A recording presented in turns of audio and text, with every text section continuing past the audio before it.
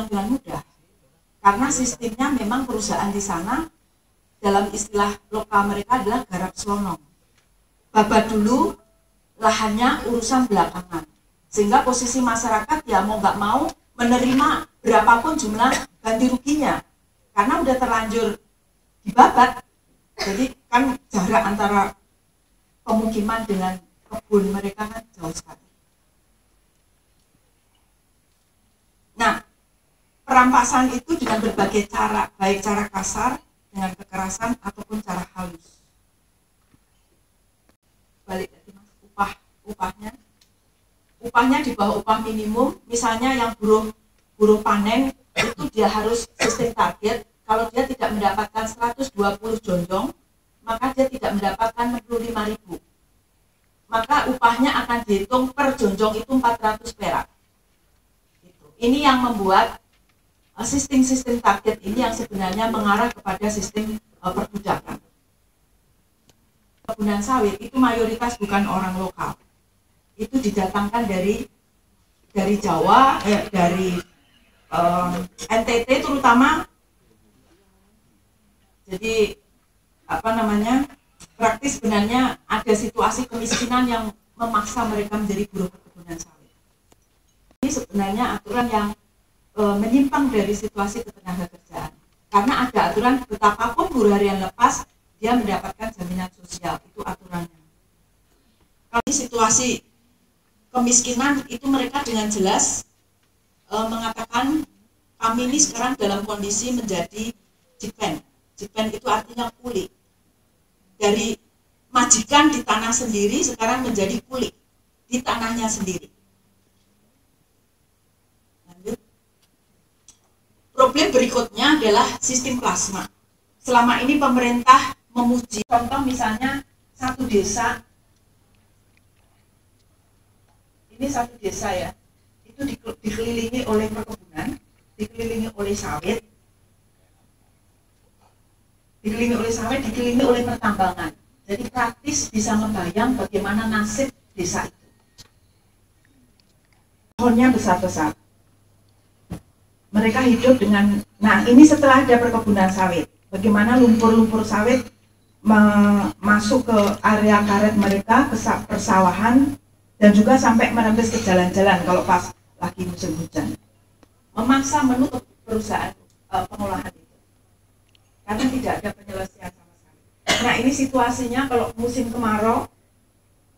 Tadi dikatakan oleh moderator kita bahwa ketika perhitungan kontribusi pertanian secara ekonomi sawit tidak dimasukkan, itu memang kecil atau bahkan bisa negatif pertumbuhannya, yang defisit neraca. Tapi ketika itu dimasukkan dia sangat signifikan. Karena saya mempelajari sawit ini seperti ini ya, tumbuhan yang betul-betul luar biasa manfaatnya. Apa saja bisa dibuat dari sawit. Saya katakan ini anugerah Tuhan luar biasa pada umat manusia. Tapi jangan salah, ketika azas keadilan tidak dipakai di dalam anugerah ini, maka dia akan menjadi bencana. Itu udah hukum alam. Nah, inilah persoalan buat satu struktur organisasi di mana pengaduan itu kita buat secara formal untuk kita selesaikan. Nah, ketaatan terhadap hukum dari soal perizinan itu memang ada. Oleh karena itulah Pak Jokowi meminta perizinan ini dipusatkan di BKPM semuanya. Dan itu sudah berjalan, perpresnya sudah keluar. Lebih dari 45 perizinan di sektor lingkungan hidup dan kehutanan itu sudah diberikan ke BKPM. Mari kita lihat apakah bisa lebih baik. Kita harapkan bisa lebih baik dan bisa lebih masuk ke daerah-daerah. Karena ini sudah adalah jangan sampai lahan gambut yang di moratorium itu diberikan lagi ke perusahaan-perusahaan dalam bentuk perizinan. Saudara sekalian, secara saintifik, gambut itu sebetulnya jangan pernah dirubah lanskapnya. Prinsipal ya, jangan pernah dirubah lanskapnya untuk kegiatan lain karena dia punya habitat sendiri. Saya ingin mengatakan misalnya gini, perusahaan-perusahaan kebun dan hutan, sawit itu bukan tempatnya di gambut. Akasia, tanaman-tanaman pulp itu bukan tempatnya di gambut. Karena sesungguhnya itu adalah tanah-tanah mineral, harusnya. Nah, ketika tanah gambut di dry out, dikeringkan, kita lihat gambut itu sebetulnya ada kubah gambut. Kubah gambut itu adalah tempat cadangan air di habitat, di ekosistem itu.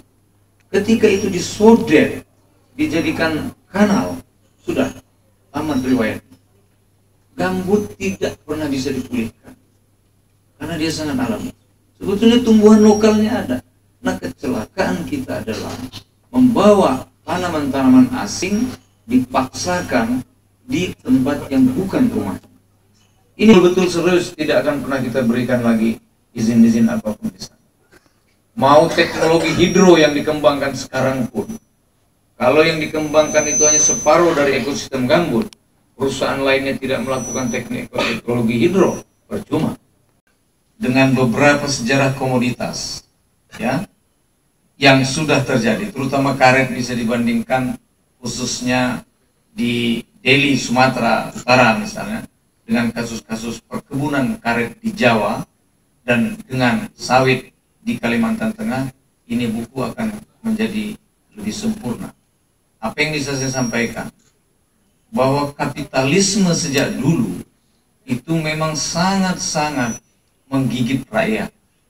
Sejak zaman kolonial dulu kita tahu tidak pernah ada rakyat di sekitar perkebunan itu yang makmur. Tidak pernah ada. Pemegang saham. Ruhnya. Saya tidak soal koperasi atau bukan koperasi, tapi ruh dari sistem korporasinya.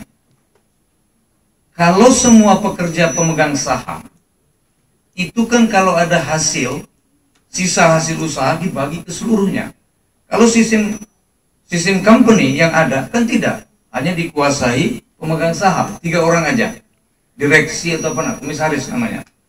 Sudah, untungnya yang dapat 3, pekerja buruh seumur hidup. Itu yang ditentang oleh founding fathers kita dari segi sistem ekonomi kerakyatan. Kemudian satu organisasi yang memberikan motivasi gitu ya untuk terus memperluas ekspansi dari industri perkebunan kelapa sawit kita. Mudah-mudahan ada sesuatu yang solutif yang bisa kita dapatkan. Silakan, Pak Fadil. Profit semata kan sudah lalu, ya. Jadi profit dan planet. Dan saya kira ini bisa kita jalankan secara bersama-sama. Ya.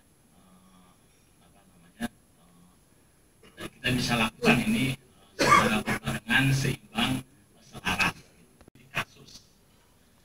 Studi kasus dan biasanya memang mendalam.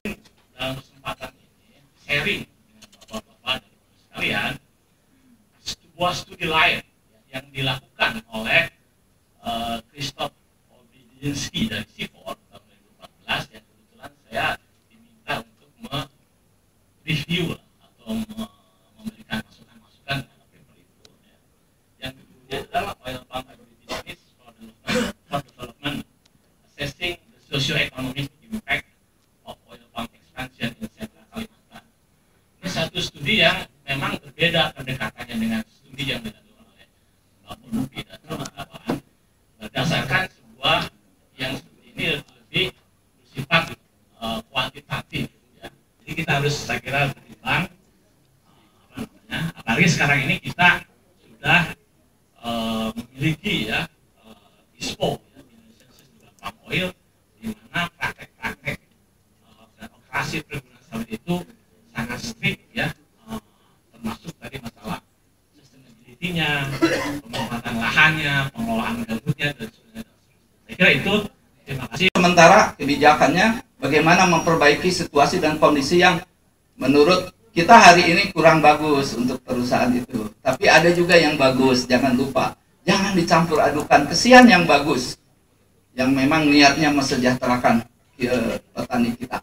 Baik, saya kira. Persoalan kami adalah sepertinya dengan ledakan berbagai kasus yang wajahnya sangat mengerikan. Maksud saya biasanya muncul dengan wajah-wajah sebagai update, misalnya disodong sebagai follow up dari proses penyelesaian konflik yang tidak berhenti.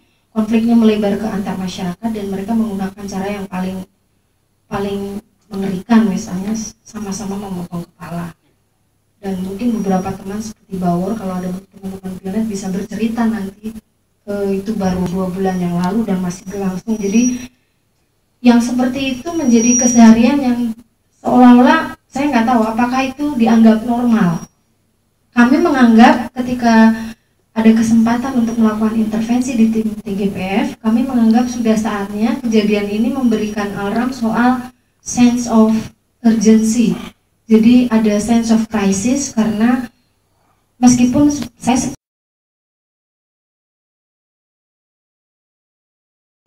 secara pribadi, saya sebagai kepala desa saya Tumbang Parie itu untuk sementara ini saya memimpin sebagai kepala desa kurang lebih 5 tahun ini, saya tidak mengizinkan untuk sementara perkebunan sawit itu masuk.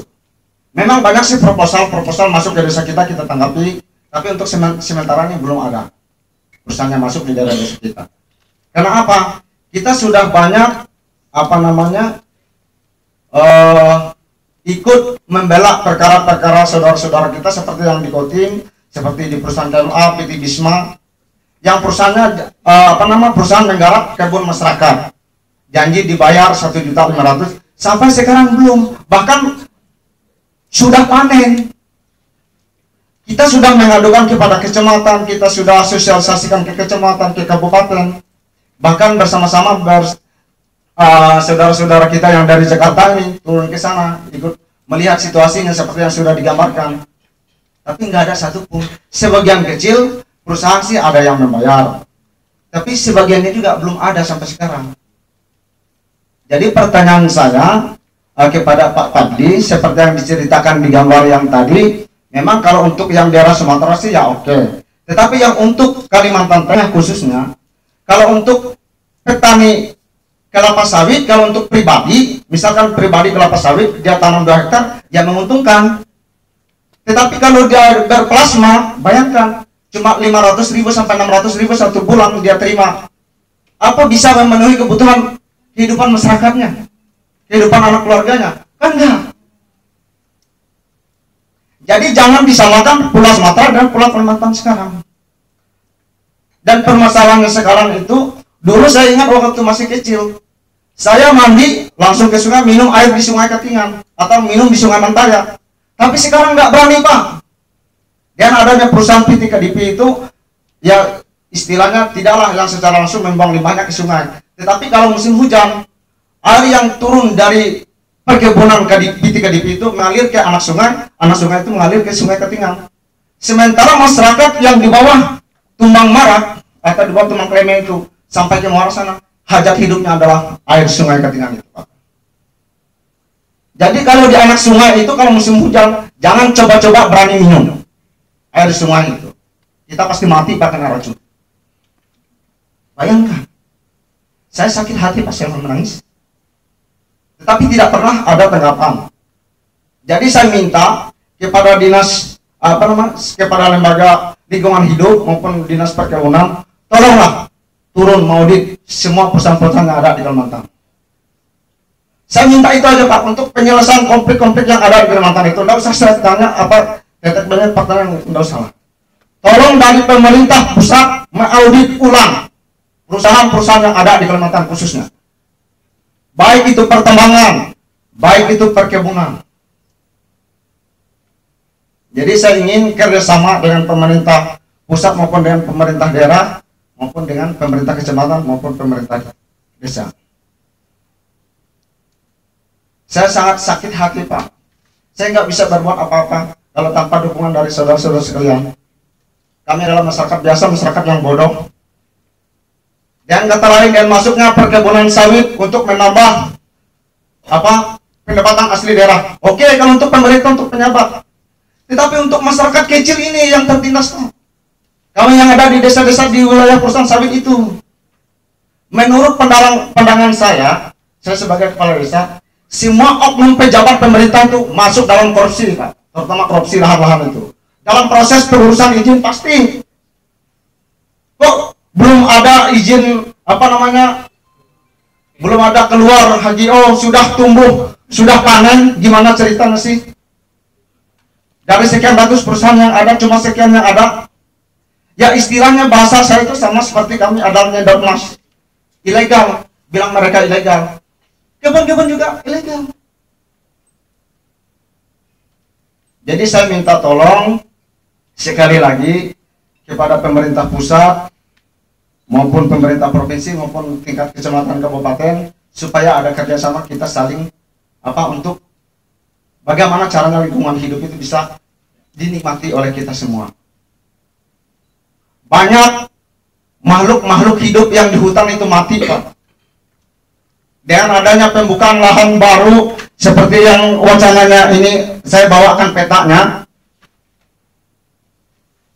Kalau untuk Kabupaten Katingan, rencana desain blok perkebunan kelapa sawit titik Persada Sejahtera Agro Mandiri Kabupaten Katingan Provinsi Kalimantan Tengah seluas 12.468 hektar, Pak. Ini bayangkan kalau dari Tumang Samba itu dari Napu Sahur sampai desa Tumang Marak batasnya. Ini tidak sampai 1.000 meter dari pinggir sungai, Pak. Ini semua adalah lahan kebun masyarakat. Kemarin waktu kita sosialisasi di desa Tumang Kleme, saya tanyakan kepada humasnya ini titik Persada ini, dihargai untuk menggantikan kebun karet orang itu 3,5 juta. Saya tunjuk mukanya, Pak. Kalau ada tanah kamu dihargai 1,5 juta, nanti saya berikan 35 juta 1 hektar. Kalau kebun ini, kalau nggak bisa saya potong modal saya. Masa kebun karet masyarakat dihargai 3,5 juta 1 hektar? Masuk akal nggak?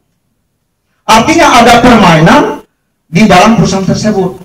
Saya ingin tanyakan kepada saudara-saudara ini, yang apalagi kalau sudah yang punya perusahaan yang sudah besar, berapa sih sebenarnya harganya 1 hektar itu perusahaan menggantikan kepada masyarakat? Kami minta itu, Pak. Yang sebenarnya, karena yang disampaikan di desa itu 1.500.000 atau 3.500.000, berapa sebenarnya harga yang sebenarnya ditentukan oleh pemerintah daerah? Apakah perusahaan yang menentukan harga tanah per hektarnya atau yang pemilik tanah? Itu pertanyaan saya, Pak. Sekian dan terima kasih. Lebih dan kurang kesempatannya kita dikasih waktu bicara. Assalamualaikum warahmatullahi wabarakatuh. Saya Ridwan, warga Desa Kabuau, Kapkotem, Kalteng. Saya adalah warga yang menjadi korban limbah pabrik kelapa sawit PT Katingan Indah Utama, yaitu PT Kio di Desa Kabuau.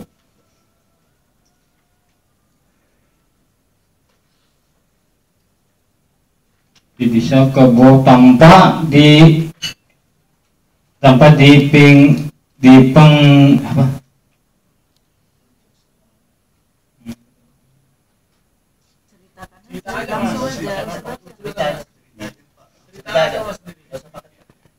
Saya warga Desa Kabuau. Kemarin kita pernah mengasus limbah di Desa Kabuau karena saya termasuk korban limbah. Di saat itu saya pernah mengasus beberapa kali mengenai limbah ini, pencemaran ini, sehingga saya dijadikan masalah oleh pihak perusahaan. Bahkan perusahaan pun menindak tidak terimanya saya mengasus perusahaan ini karena bilangnya saya terlalu tidak sesuai faktanya. Tapi kan saya sesuai fakta yang saya jelaskan untuk saat ini. Dan kita tidak sembarang mengasus mereka dan kita sesuai fakta-faktanya, Pak. Untuk sekarang mereka tahun 2013 mereka sudah membuat pencemaran di Sungai Mentaya Desa Kabuau. Dan beberapa kali saya mengasus ini di Kabupaten Kutawaringin Timur tidak ditanggapi oleh pejabat pemerintahan, yaitu dinas Bilha.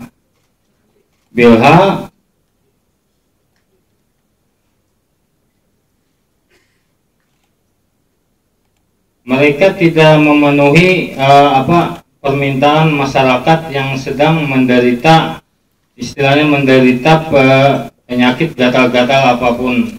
Dan mengenai limbah yang sedang meluap ke sungai itu adalah meracuni warga, sama aja meracuni warga di Sakabuau. Itu limbah yang sangat membahayakan warga kami, Pak. Maka dari itu kami minta dari pihak pusat untuk menyusuri daerah desa kami agar mereka membentuk tim untuk penyusuran daerah Kapkotem dan di desa kami Kabuawa. Sungai Mentaya, Kutawaringin Timur.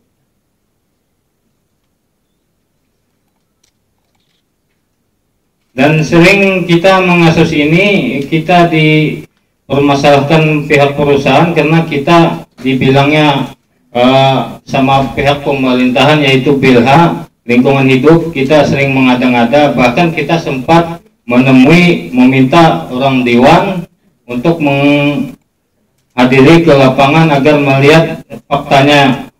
Ternyata mereka sudah menyusuri faktanya itu ke desa Kabuau, tapi mereka tidak menanggapi permasalahan di desa kami, Pak. Nah, sampai sekarang mereka tidak menanggapi permasalahan itu di desa kami, bahkan mereka menutupi permasalahan ini. Dan dari itu mereka menutupi permasalahan ini, sementara mereka di pihak perusahaan mereka sering mendukung kegiatan perusahaan, apapun kegiatan perusahaan itu didukung oleh mereka. Sementara keadaannya di desa kami beda, ambruk, Pak. Dan masyarakat kami yang tertindas ini kasihan sekali, Pak. Kami butuh perhatian dari pihak pusat untuk menindaklanjuti permasalahan ini, Pak, di kabupaten kami ini, Pak. Karena pemerintah kabupaten tidak bisa menjembatani permasalahan di Kotem ini, Pak, dan di desa Kabupaten kami terutama itu, Pak. Kayaknya itu aja yang saya sampaikan untuk saat ini. Sekian, terima kasih. Itu aja ya, Pak. Baik, tentang ekonomi kerakyatan, kemudian prakteknya itu seperti apa.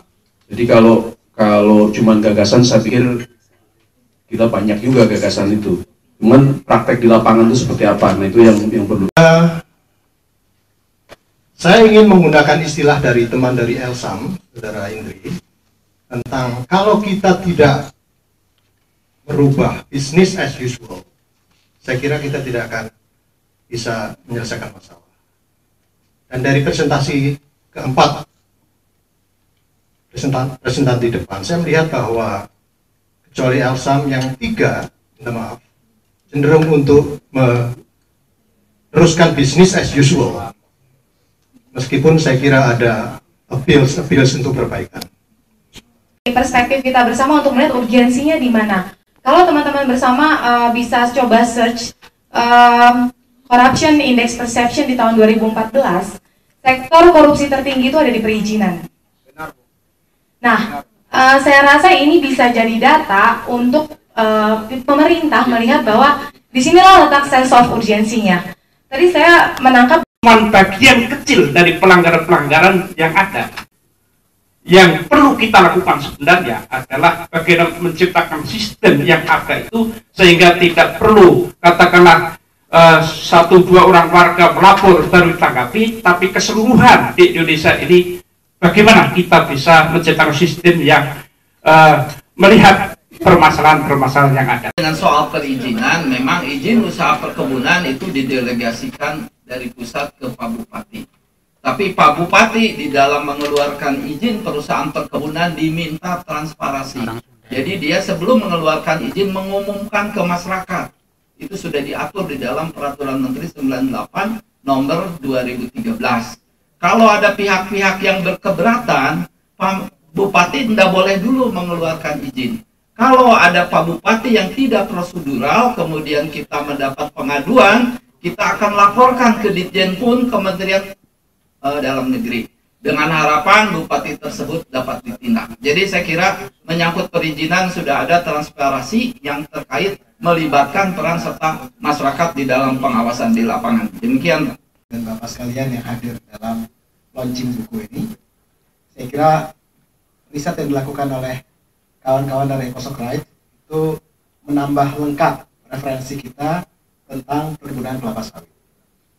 Dan yang lebih menarik, di tengah pertarungan antara kepolisian melawan KPK, kami menduga keras bahwa industri kelapa sawit terlibat juga di dalam upaya pelemahan KPK.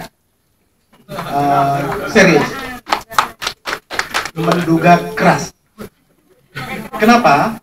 Kalau kita melihat dengan seksama beberapa data yang ditunjukkan bahwa industri kelapa sawit dan juga pertambangan itu saat ini sedang dibidik oleh KPK, baik menggunakan NKB, 12 kementerian dan lembaga, serta ada Korsup Minerba, yang kalau data dirilis oleh ICW itu sekitar 217 triliun kerugian negara yang disebabkan oleh korupsi di sektor ekstraksi sumber daya alam dan juga perkebunan kelapa sawit.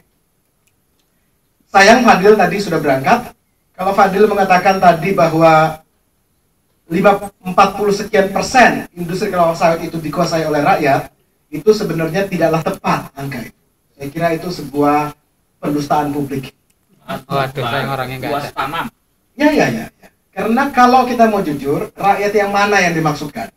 Karena sebagian anggota DPR RI atau DPD RI itu menguasai perkebunan kelapa sawit dengan varian antara 10 sampai 200 hektar, tetapi menggunakan nama pribadi-pribadi. Apakah mereka patut disebut sebagai rakyat yang memiliki kelapa sawit, perkebunan kelapa sawit dalam kategori 40% itu?